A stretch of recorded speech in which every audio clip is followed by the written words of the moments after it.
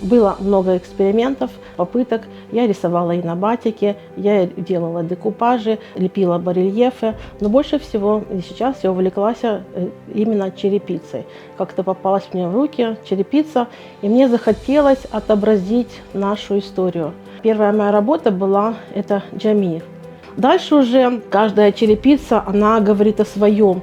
И когда я вот ставлю несколько черепиц, и мне кажется, что я вот как будто разговариваю со временем, с историей. У меня очень много разнообразных плановых работ, да, это может быть фрукты, это может пейзажи, натюрмортики, но, конечно, больше захватывают пейзажи. Пейзажи в разных жанре и в разном колорите.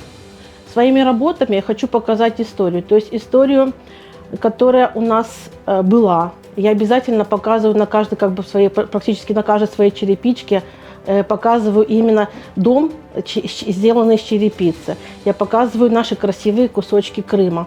Я показываю джами и как красиво с нашими именно джезвешками, с нашими гранатами.